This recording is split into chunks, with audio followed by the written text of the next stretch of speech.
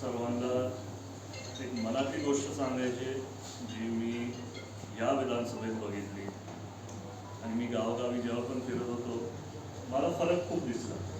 मी सगळ्यांना सांगत होतो की विधानसभाची निवडणूक सर्वच बारामतीकरांनी स्वतःच्या मनात घेऊन प्रचार चालू केला आहे. त्याच्यामुळे सर्वांना कुटुंब मानून मी दादा, वहिनी, पार्लर तुम्ही सर्व एकत्रच येऊन हा विकास घडू शकतो जो आज पण या निकालात आपल्याला दिसला. मी तर मतमोजणीला आतमध्ये होतो आणि आपल्याच सर्व बूथ कम्युनिटीच्या टीमची म्हणजे त्याच्या डोळ्यात मी आशा बघितली. आपले नंबर जसे येत होते ना आणि मला खूप जण बोलले दादा लोकसभेत आपण एक्झॅक्टली ऑपोजिट होतो, म्हणजे ते तसे करत होते आणि आपण आणि मी बोललो यावेळेस आपण दुसऱ्यांच्या बद्दल काही बोलायचं नाही. आपण आधीपासूनच कधी कोणावरती टीका केला नाही आणि भविष्यात पण आपल्या सर्वांना माहिती आहे आपले दादा कसे आणि आपण दादांचं कुटुंब म्हणून चांगलेच मुद्दे बोलायचे. कधी कोणाचा राग ठेवायचा नाही म्हणत असेल तर त्यांना बाजूला ठेवायचं. आता पण तुम्हाला माहिती आहे की पुढच्या बाजूनी परत काय की EVM मध्ये काहीतरी प्रॉब्लेम आहे हे ते. लोकसभेत नव्हतं का प्रॉब्लेम? तेव्हा काय झालं?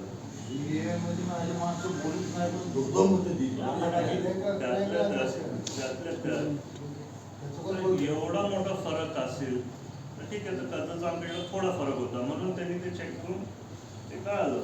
एवढा मोठा फरक असून मला तर ते पटत नाही. ठीक आता त्यांची बाजू मांडतील. आपल्याला आता पुढचे 5 वर्ष आपल्या हातात आहेत. मी किरणदादा तेच सांगत होतो गाडीमध्ये की आता नगर परिषद, नगरपालिका, संस्था सगळ्यांच्याच पुढच्या निवडणुकीमध्ये मी सहभागी होणार आहे. मी यावेळेस खूप घेतलं की अडीअडचणी काय होत्या आणि त्यातल्या त्यात दादांनी पण निर्णय घेतलेला की यावेळेस जे लोक खरं कष्ट घेतील त्यांनाच फल मिळतील. तसंच एकत्र येऊन दादांबरोबर पण म्हणजे मी तुमचा एक छोटा कार्यकर्ता जो दादांपर्यंत लवकरात लवकर निरोप पोहोचू शकतो तसं असणार आहे. त्यातल्या त्यात आता आपण 4 लोक राष्ट्रवादी भवनमध्ये ठेवणार आहेत. एक मुलगा नुसतं आपलं सगळं ॲडमिशनचं म्हणजे कोणालाही बारामतीत काय ॲडमिशनचं काम असेल एकाच माणसाला जाऊन भेटायचं.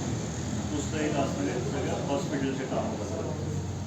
तिसरावाला असणारी ओव्हरऑल म्हणजे कधी काय गर्दी झाली की कुठले पण आणि तो तिथंच कम्प्युटरमध्ये लिहून घेईल आणि या दोघांना देतो. हॉस्पिटलचं असेल हॉस्पिटलला ॲडमिशन, बाकीचे पण पर्सनल काय कामं असतील तसे. आणि चौथा आपण बॅकअप म्हणून एक ठेवायचं म्हणजे कधी कोणतरी आजारी पडलं की कोणतरी असायला पाहिजे. असे आपण 4 लोक तिथं कायमस्वरूपी ठेवणार आहेत. सकाळी 8 वाजता ते तिथे येतील, संध्याकाळी 5 वाजेपर्यंत ते कायमच असणार. त्याच्यामुळे जे आधी प्रॉब्लेम व्हायचे ना त्यांना खूप लोक बोलले की दादा आमचे हे कामं होतच नाही, तेच होत नाही. मग मुसळ्यांचं चालेल सगळं सोडून द्या.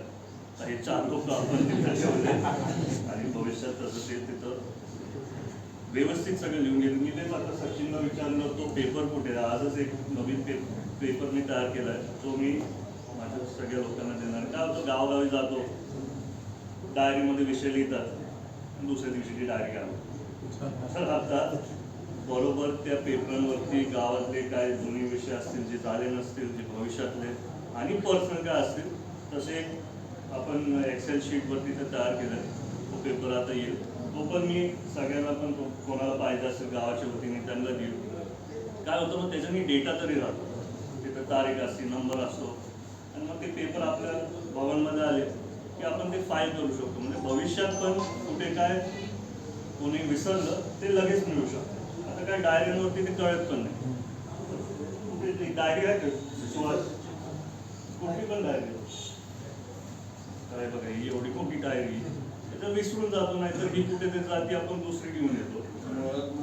दादा तुमचा नंबर द्या की मग सगळ्या तुमचा नंबर द्या. तुम्हाला माहिती का माझा नंबर एवढ्या लोकांकडे मला 200 फोन आमच्याकडे नाही ना कार्यकर्त्यांकडे नाही ना. नाही ना बोललं पाहिजे ना. आता आले तर तुमचं नाव काय? महेश साबळे. किती मिस कॉल तुम्ही वाचा किती मिस कॉल किती आहेत? हां हे पण सकाळी धरणं लय उशीर थांबलो ना आम्ही इथं वाट बघत तुमचं. 423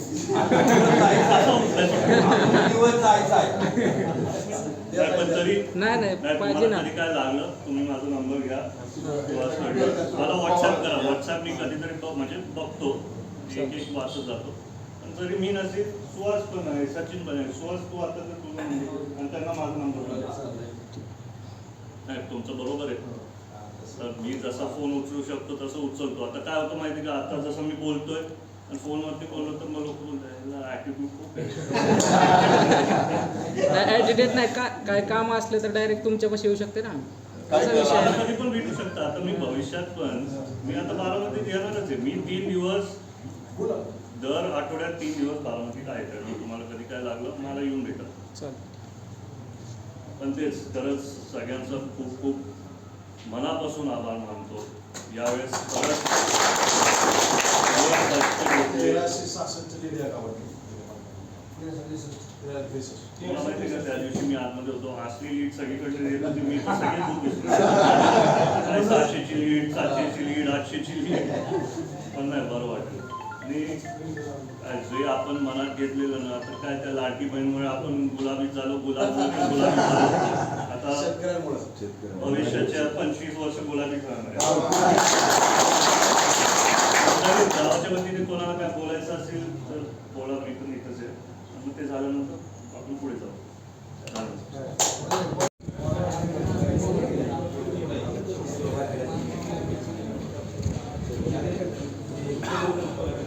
खाली घ्या, ते बुके खाली घ्या. समोर बघा, समोर ते खाली बसा.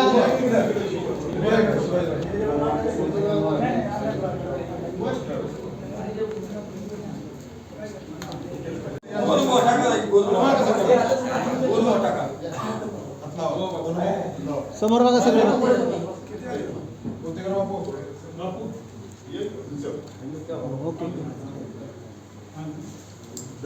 संचालक शहाजी काका आणि शाळेचे मुख्याध्यापक रोटे सर यांच्या हातून जयदादांचा सन्मान करण्यात येत आहे. तसेच जयदादांना मी विनंती करतो की आमच्या या सर्व विद्यार्थ्यांना बालचमूंना 2 शब्दामध्ये आपण शुभेच्छा द्यायचे. कापरे बुमवरती घ्या वरती, आवाज येत नाही मला. सर्वात बारामतीकरांचा आमचं कुटुंब आहे. सर्वच बारामतीकर त्यांचा सर्वांचा आभार मानायला आज दौरा चालू केला आहे. गावागावी जाऊन सगळ्यांना भेटणारे, गावाचे काय समस्या असतील, म्हणजे विधानसभेच्या निवडणुकीत जेव्हा आचारसंहिता होती, काय कामं त्या काळात आपण नव्हती करू शकत, ते कामं आपण समजून घेऊन पूर्ण करू. दादा, विरोधकांकडून या निवडणुकीमध्ये ईव्हीएमचा गैरवापर करण्यात आला असा आरोप देखील करण्यात येतोय. बारामतीचे जे शरद पवार गटाचे उमेदवार आहेत त्यांनी देखील आता मतमोजणी पडताळणीसाठी अर्ज दाखल केला आहे. कसं बघताय सगळ्या गोष्टीकडे? तुम्हाला सर्वांना विनंती करून, तुम्ही पण सर्व आमचे पत्रकार मित्र म्हणून त्यांना पण एक प्रश्न विचारायला पाहिजे की लोकसभेत तसं काय प्रॉब्लेम का नाही झाला.